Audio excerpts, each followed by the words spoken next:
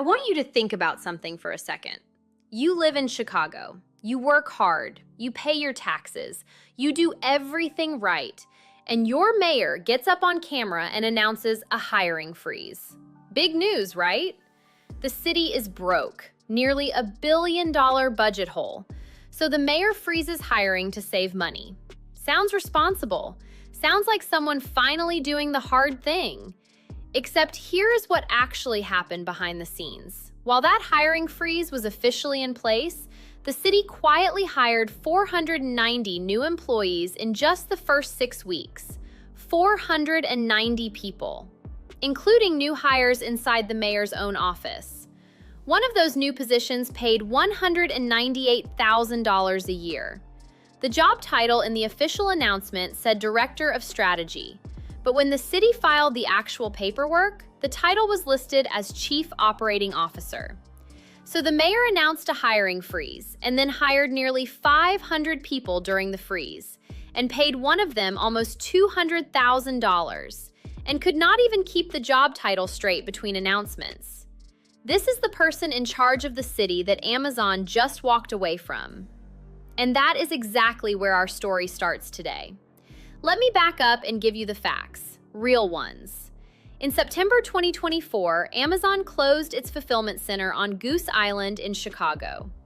That facility at 1111 North Cherry Avenue had been open since 2015.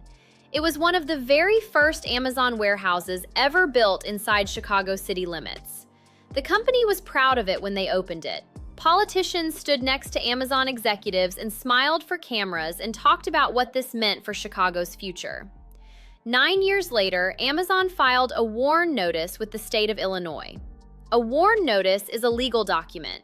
Federal law requires companies to file one when they are doing mass layoffs or closing a facility.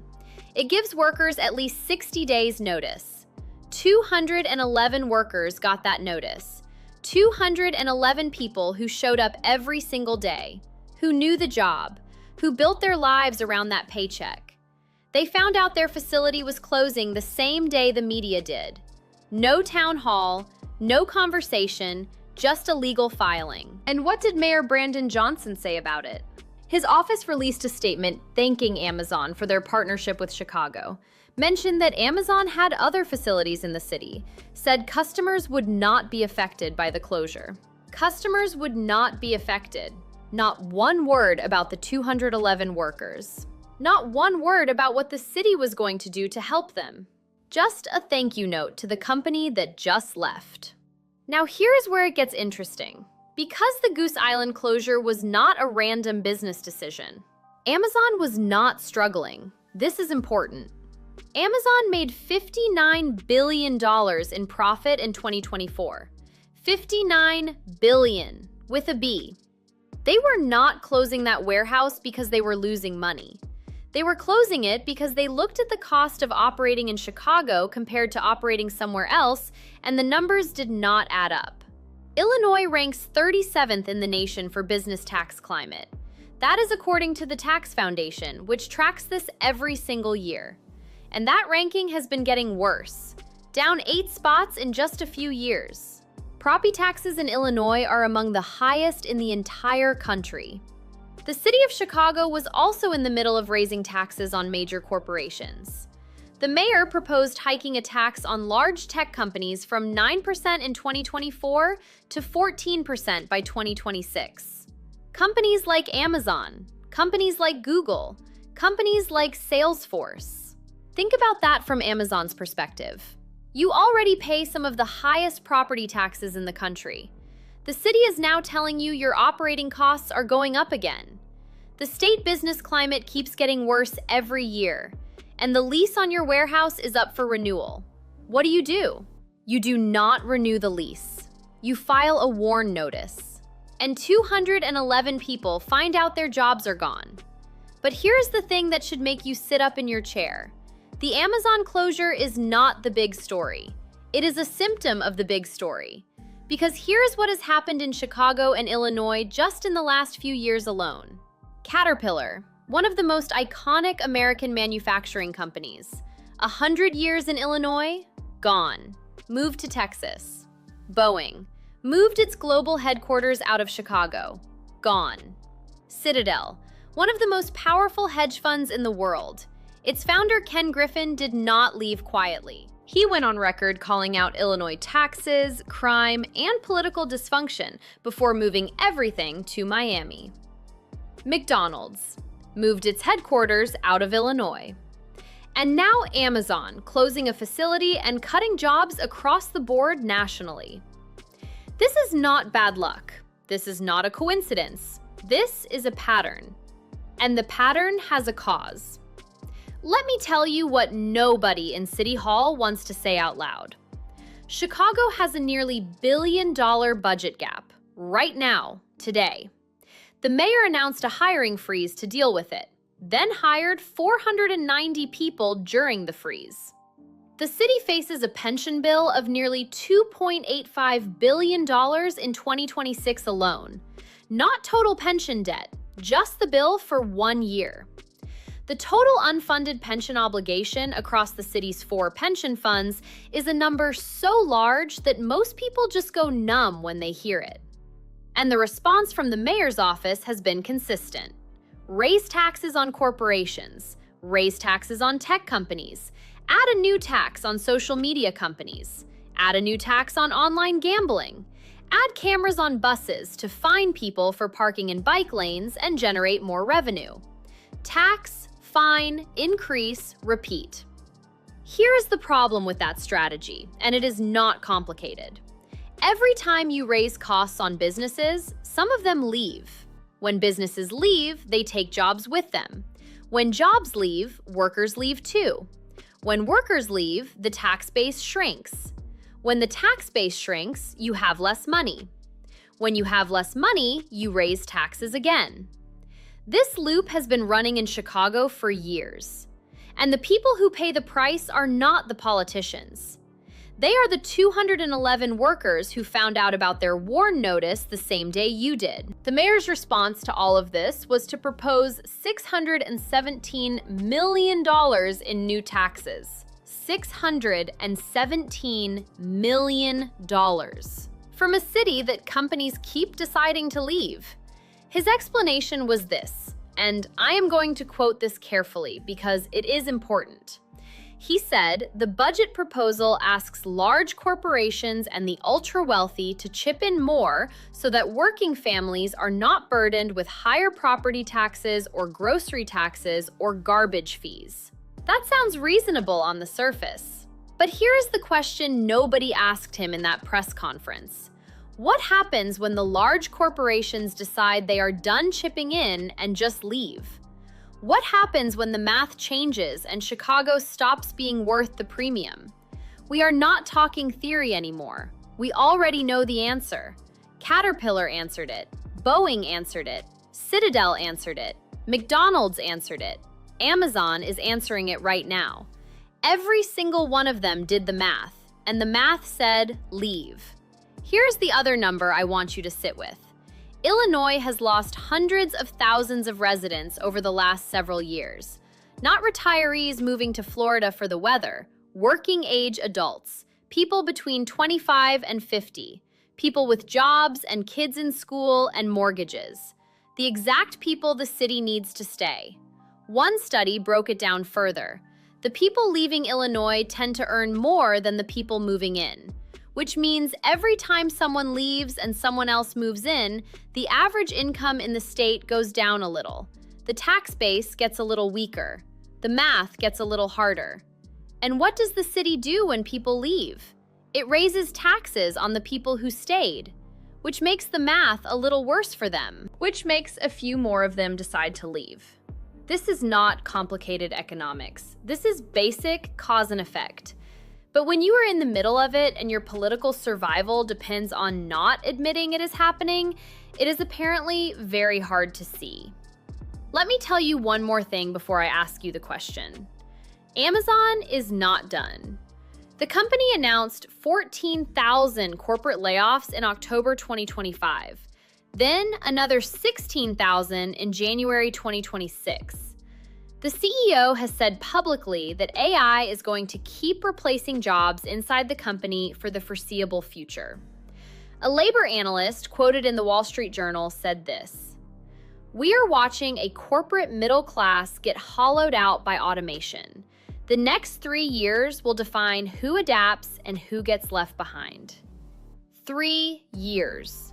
And Chicago is sitting with a $1 billion budget hole, a mayor who hired 490 people during a hiring freeze, a pension bill of nearly $3 billion a year, and a business tax climate ranked 37th in the country. Those are not the conditions that attract companies looking for a stable place to put down roots. Those are the conditions that make a company look at their lease renewal and decide the math does not work. And the 211 workers on Goose Island already found out what happens next. So here is my question for you today. And I want you to actually think about this before you answer. The mayor of Chicago is raising taxes on corporations to avoid raising taxes on regular people. Amazon just left. So is the strategy working? Or is raising taxes on the companies that employ regular people just a slower way of hurting regular people? Drop your answer in the comments. Tell me if you live in Chicago or if you left. Tell me if you think this city can turn it around, or if you think we are watching something that only goes one direction. I read every single comment, every one. And look, I know some of you watching right now are going to say this is just politics, that I am being unfair to the mayor, that these problems started long before Brandon Johnson got to City Hall. And that is partially true. The pension crisis did not start with him. The corporate exodus did not start with him. The population loss did not start with him. But here is what did happen on his watch. He inherited a city with a budget problem and made it $1 billion worse in 2 years. He announced a hiring freeze and hired 490 people. He proposed $617 million in new taxes on corporations, while those same corporations were walking out the door. He responded to Amazon closing a facility that employed 211 working-class people with a statement about how customers would not be affected. Leadership is not about what you inherit. It is about what you do with it. And what Chicago's leadership has done with a city that was already struggling is make it harder for businesses to stay, easier for people to leave, and more expensive for everyone who remains. That is not politics. That is just the numbers. Now let me give you the comparison that should genuinely make you angry. While Chicago was losing Amazon, Caterpillar, Boeing, and Citadel, Texas was gaining them. Texas has 0 corporate income tax. Not low, 0. Texas has faster permitting, lower property taxes, a state government that actively recruits companies instead of taxing them on their way out. The result is not subtle. Texas has added more Fortune 500 headquarters in the last few years than any other state in the country. Population is booming, jobs are growing, major employers are announcing expansions. Now, I am not saying Texas is perfect. It is not. Every state has its problems. But when you look at Chicago on one side and Texas on the other and ask yourself why companies keep choosing Texas, the answer is not hard to find. One state makes it easy to operate. One state makes it expensive. And workers in Chicago are paying the price for that difference. Not the politicians, not the executives, the workers. The 44-year-old team lead in Avondale who has to figure out how to get to a warehouse 40 miles away with no car. The small restaurant 2 blocks from the old Goose Island facility that lost a few hundred lunch customers overnight. The property owner nearby watching vacancy rates tick up slowly and quietly. These are not abstract policy outcomes. These are real people living with real consequences of decisions made in rooms they were never invited into. Here is the last thing I want to leave you with. There is a phrase that keeps showing up in Chicago's official communications. Chicago is resilient. You will hear it from the mayor, you will hear it from aldermen, you will hear it from downtown business groups and tourism boards and economic development offices. Chicago is resilient. And you know what? Chicago is resilient. The people who live there are tough. They have been through hard winters and hard economies and hard decades, and they are still there. But resilience is not a strategy. Resilience is what you need when the strategy fails. And right now in Chicago, the strategy is failing.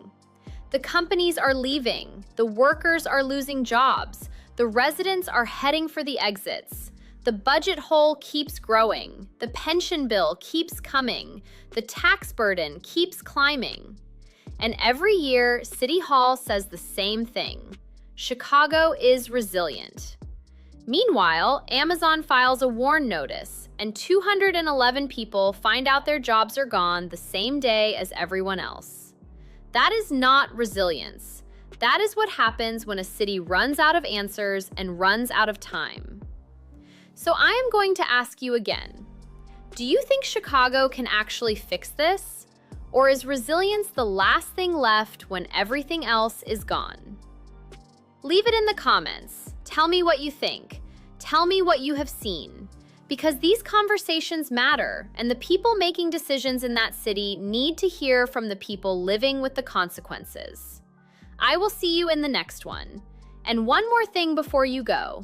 Share this with someone in Chicago, or someone who used to live there, or someone who knows a person working a warehouse job right now, wondering if their facility is next. Because the more people who understand what is actually happening, the harder it becomes for politicians to keep pretending everything is fine. That is the whole point. See you next time.